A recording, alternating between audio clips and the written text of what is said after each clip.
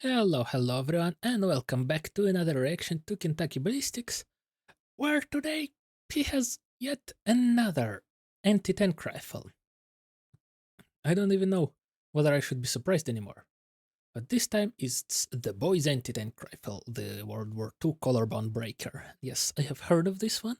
I do not know much about it, so it is gonna be interesting to see how this one works, what it's all about. It looks from the first shot like it's a bolt action one, unlike the others we've seen, so yeah. Let's go, let's see what it's all about.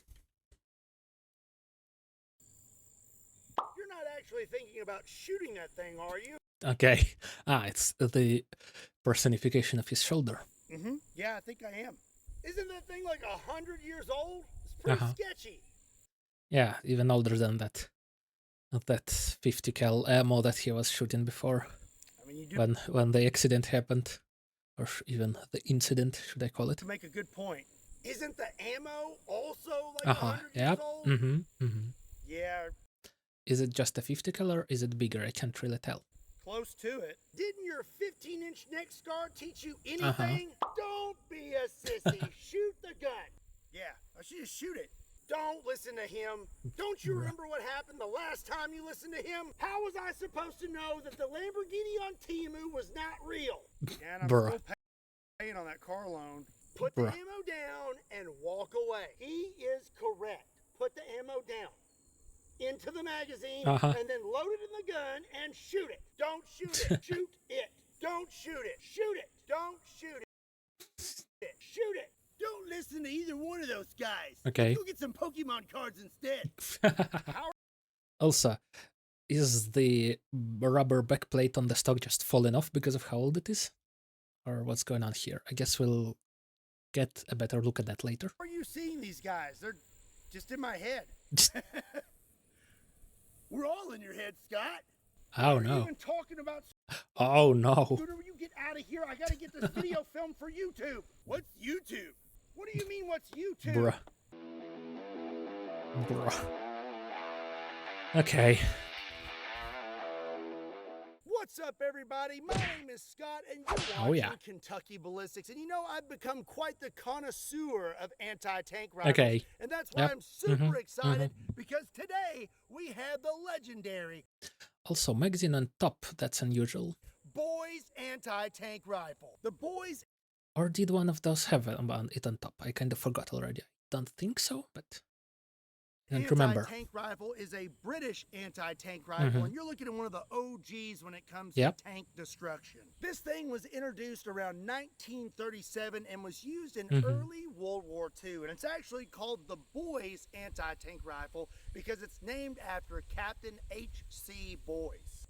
That's an interesting surname for sure. And it's chambered in the legendary and now extremely hard to find 55 Boys. This is okay, so it's like not a 50 caliber, but a 55. Okay. 55 caliber. It's a 950 grain bullet that's moving 2,500 feet per second and producing over 13,000 foot-pounds of muzzle energy. The 55 Boys.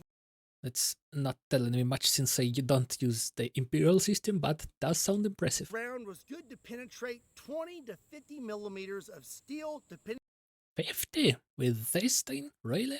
On your range and your loading. So when compared to other... Well, I mean, I guess if you put more gunpowder behind it, it can penetrate a lot. Other anti-tank rifles you've seen on the channel, the Boys rifle kind of looks small. It's only a little over 5 foot long. And, well, it is less than 20 millimeters, so yeah. Has a 36-inch barrel and weighs around 35 to 36 pounds unloaded. But what it lacks in size, it makes up for in legendary status. There's a lot of lore around the Boys anti-tank rifle. It was called the elephant gun, and it was called the collarbone breaker because this thing supposedly kicked super hard and was very uncomfortable to shoot. Some might say, well, at least compared to a regular rifle, of course. Let's see how Scott rates it in comparison to the other anti-tank rifles. Say, she be kicking. So now let me tell you a little bit about this thing, starting at the buttstock and working our way to the muzzle. So as you can see here, it has a nice squishy butt pad that is falling apart, but it's rather old, so what do you expect? This is actually a very unique thing about the boys' rifle. This unscrews, and there's supposed to be a brush on here, and they would keep oil inside this. So you can take this out and oil your gun. That's a cool design element. I like this. We have a nice, comfy wood cheek rest, and you may notice we have an extra grip, and that is for your left hand and to keep this rifle pushed up against your shoulder. Nice. And now some modern sniper rifles do a similar thing as well. This is a bolt-action rifle, and it takes a 5-round detachable box magazine. On the left side, we have our safety. Ooh. And then this right here is a nifty little feature. It is actually a cocker. So, if you pull the trigger and your round does not go off, you do not have to open the bolt to recock the gun. So, like... You can just pull this and let her go again. To cock the hammer, okay. This entire action is actually attached to a spring, and when it goes off, it does reciprocate about an inch. We have a 36-inch long barrel. Like I said, this thing's a little over 5 foot long. And then we have, I believe they call this a cookie cutter. That's still longer than some people are told, which is kind of crazy. Muzzle brake. And from what I understand, this thing was not very...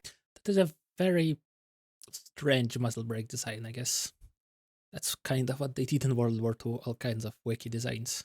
Effective at reducing recoil. It actually stirred up tons of dust and leaves and was pretty disorienting for everyone around when it goes off. So as you can imagine, I'm pretty excited about it. And the last features to mention on the boys rifle are the bipod, which does fold up for transportation. Yeah, and it looks like it kind of digs into the ground. At least it's supposed to, probably.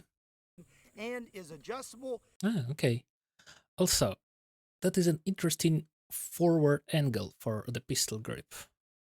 It is unusual also, I think.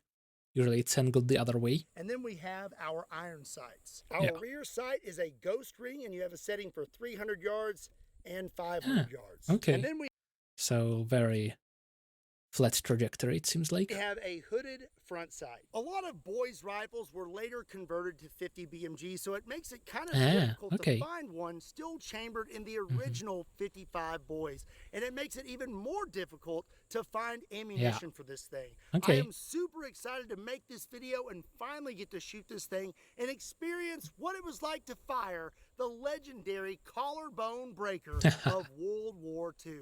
Of course, Scott is excited about the collarbone breaker. So let's go get set up and get started. Okay. Hello? Ow, spam again! Do you ever wonder how scammers get your phone number or why your inbox is flooded with spam? Well, there's companies out there called data brokers, and they sold. Again, a big thank you to Aura for sponsoring today's video. If you want to check that out, there's a link in the description down below. So now it's time to finally shoot this thing. And before we start testing out the capabilities of the 55 boys round, excuse me, I want to take just a few shots with the boys rifle and see what it's like to actually shoot it. So Sparky here has brought me a 5-round mag. Okay, is this something I've missed? Because I haven't been watching a lot of Kentucky Ballistics videos lately. Does he just have this now? Mag loaded with 3 rounds of 55 boys. Good boy, Sparky. That's a good boy. Yeah, that's a good boy. All right, go on now. We'll get you some fresh motor oil later. Let's get this thing loaded up. Okay, it's in there good and snug. Okay. And let's see if we can chamber around and put my safety on. Well, no. Okay. Can't open the bolt. Safety interesting. On, I just learned. Oh, yeah, it definitely looks old from the way the bolt moves. All right, we are ready to go. Okay. Safety off. Time to break your collarbone. First shot with the 55 boys. Here we go. Ooh. Wow. Okay. That actually does kick a lot. Nice. Ooh. Ooh, that's cool how you can see the whole barrel recoiling. Okay. Yeah, nice.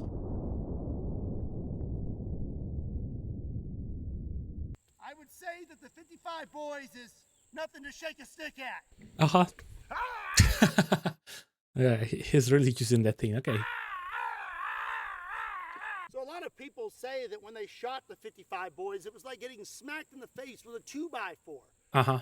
I didn't really believe it. I've shot a lot of big stuff, but that actually felt like someone slapped me in the face with a 2x4. Okay. Have you actually ever been slapped in the face with a 2x4? Interesting. I kind of like it. Of course. Okay. Round number 2. Here we go. Ooh. She be kicking. She be sliding. So it looks like this whole thing is just kind of a rail for the firing assembly itself to slide back on. That's very interesting.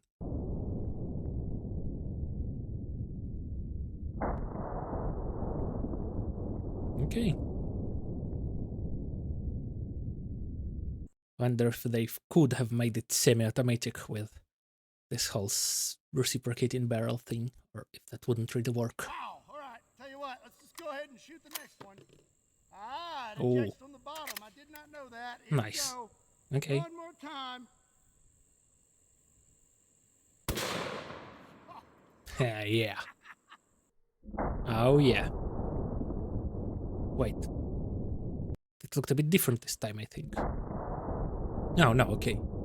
So the barrel slides back, then the rest of it slides back. Okay.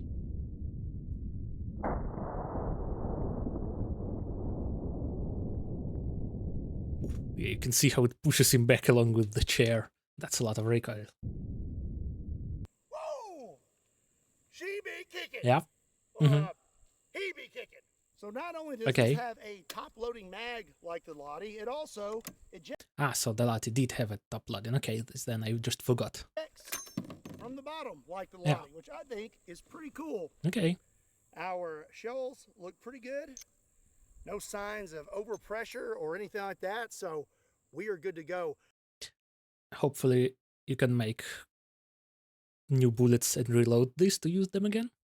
Let's keep shooting this thing, but now I want to see how capable is the 55 boys round. Okay. Ah, yes. So our first target is going to be cinder blocks. We're going to see Of course. how good The classic. the 55 boys is at defeating barriers. So I'm going to set up 5 cinder blocks, and we're going to see how many we can make it through with a 940 grain 55 boys. All right, we've got another Wait, how did... 940 grain 55 boys.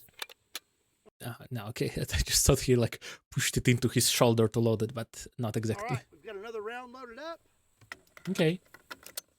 Let's see what happens Very interesting when we smack those cinder angle of the pistol grip. I'm still like, does that actually make it like more ergonomic, more comfortable to shoot? blocks with the 55 boys. Ooh, nice. Though it looks like you hit a bit close to the corner. Looks like So, I hit a little high. yeah. Ooh. I wonder how damaged the table is getting from those sliding on it. Ooh, okay, yeah. It's more to the side. Just... Oh, the second one got obliterated as well. I didn't even see that. Okay, that's cool. That's So cool. the thing about this rifle is the same problem I have with the Lottie and the Solar Third. Your iron sights or your optic are on the left side of the gun. So when you're shooting, you're already shooting to the left. And with this rifle, you only have a setting for 300 yards and 500. Ah, yes. So when you're shooting at like 10, then it's going very high, I assume. Yards. So I was aiming for here, Okay. and I still hit way over here at this edge. So I just nicked it. But Interesting. we busted this side, busted this cinder block, and then actually the bullet is right here on the table. This is the jacket. Okay. And there Wow. is the core. And It's completely intact. still looks pretty darn good. But Wow. I'm not really satisfied because that shot was a little too far right. Let's take one more shot at these final 3 blocks. Oh, yeah. Oh, that one just exploded. And the smoke from the muzzle brake looks cool as well. Look at that. the wave just... Ooh. Again, too high, but still. Destruction. Only one this time, though. Interesting, you hit more closer to the center, I think, but this time only got one. How's that? Okay. Does it just lose all its energy from one block? That's strange. Let's go check that out. So, looks like I hit a little more center that time, but we only made it through one block. Yeah. And I'm thinking that that round deflected or something after that because our second block is not phased this time. Yeah. So it appears to me that the 55 boys is more suitable for penetrating steel than it is concrete. Okay. Let's move on to another target, shall we? Oh no. So this, folks, is what happens when you feed your Furby after midnight. It will turn into a literal gremlin and burn down the whole town. But Okay. here's the thing. Good to know. Not only is a gremlin bad, but what makes it worse is if it gets a hold of some body armor. So this is premier body armor. This is a Fortis level 3+ plate, and it will stop most rifles. I'm going to attach it, but probably not an anti-tank rifle, to Mr. Gremlin here, and we're going to see if we can take him out with the 55 boys anti-tank rifle. Okay, little guy. Let's just stay calm. Num num. Yep, num num. I'm gonna give you something to eat, all right? Gosh, your breath smells. What have you been eating? Oh no. You don't need any water. All right, little guy. Good luck. Give you a little kiss on the cheek now. Mwah! Bruh. Okay. All right, we are locked and loaded. Let's see how this rifle would hold up in a gremlin invasion. All right, here we go. Okay, let's go. Oh, he just fell apart, just into pieces. Okay. Oh, you can actually see the bullet. That is satisfying. And wow, he got obliterated. Looks like. Oh, that. It was again too high. I was like, did it even go through the armor or did it miss? But yeah, it's nicked just the very edge again, looks like. Let's go see how he's holding up. Well, he's still over here laughing. But he's in pieces now. Looks like we hit him right on the top. Yeah. And oh yeah, we punched through the armor. So okay. If he was wearing armored plates, he'd still be in some trouble. Oh, yeah. Little guy lost his legs. Lieutenant Dan, you ain't got no legs. And the ears. And the center of the chest. Oh yeah, and we blew through his back yep. there. Oh, tickle, tickle. That's right, buddy. Well, you know, the right thing to do is to, put him out of his misery. Okay. Sorry, little fella, but is this for your own good? Oh, no. Okay, well, we know that this rifle is good at taking out cinder blocks and taking out gremlins covered in body armor. But how good is grape it jelly. at taking out grape jelly? Okay. AKA diabetes. So I have 3 8-pound cans of grape jelly, 24 pounds total. Let's see what kind of energy transfer we get.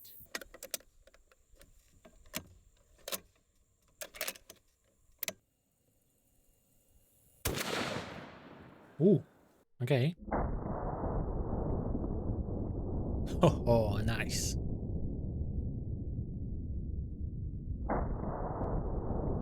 Oh, it's still hitting too high and to the right, wow.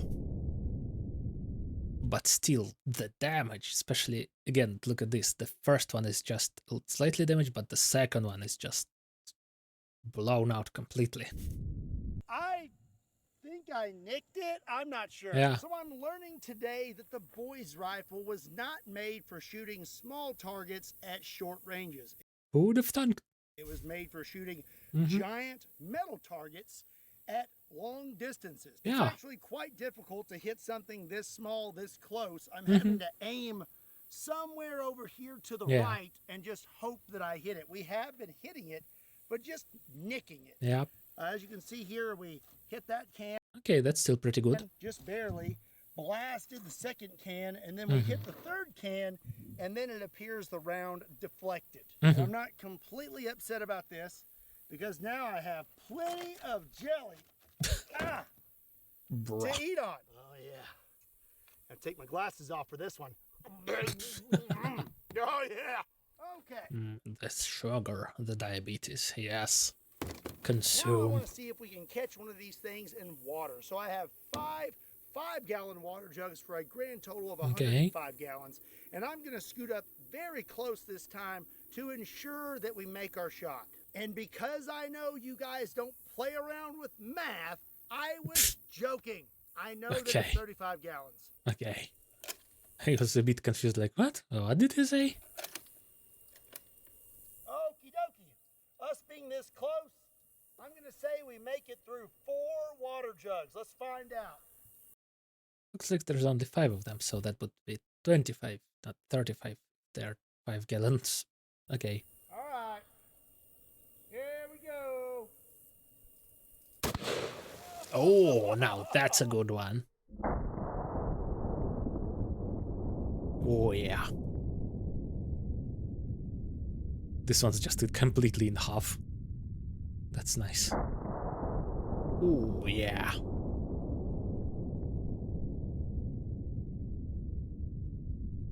That's some great energy transfer. Some of the best I've seen in a while, I think. Oh, let's check it out. Wow. Okay. That is pretty interesting. So that round is moving very fast, and it looks like it deflected rather quickly. That is water jug number 1. Here is water jug number 2. Okay. And it looks like it came out of it all kinds of sideways. Oh, that's interesting. Look at that. Jug number 2.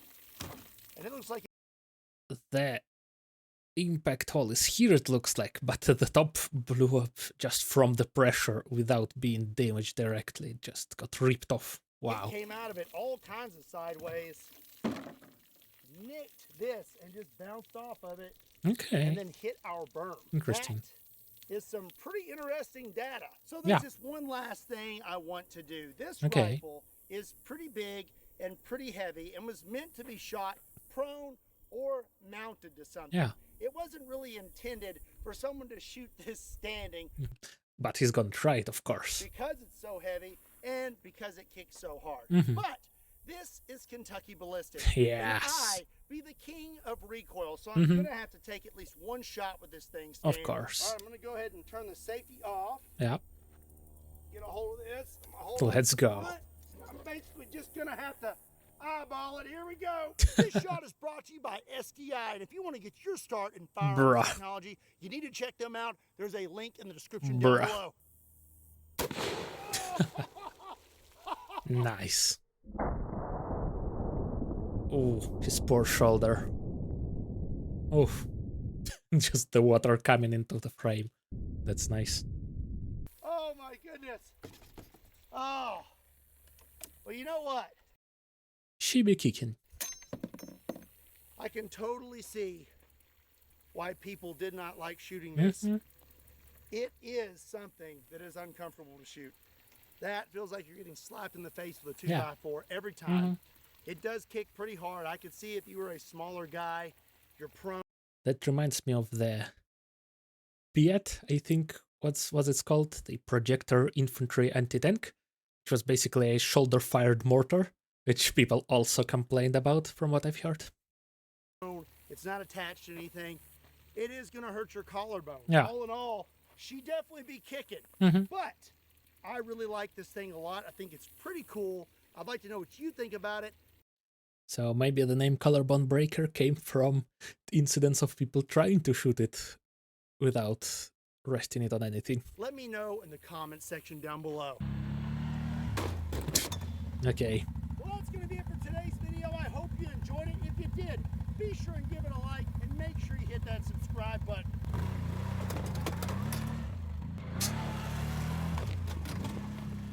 Okay. Okay. Also, be sure and check me out on all other social media platforms. Links to those can be found in the description down below, along with a link to KentuckyBallistics.com, just in case you want to pick up a shirt. And as always, my name is Scott. Thank you so much for watching Kentucky Ballistics. Oh, yeah. Time.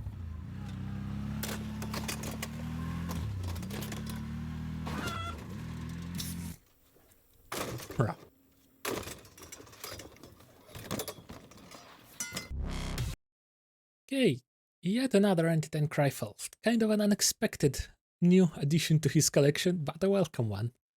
I wonder if he's gonna get any more of them in the future. But I'm assuming there are gonna be more videos with this one as well, so yes. Thank you everyone so much for watching, like and subscribe, and I'll see you next time. Bye bye.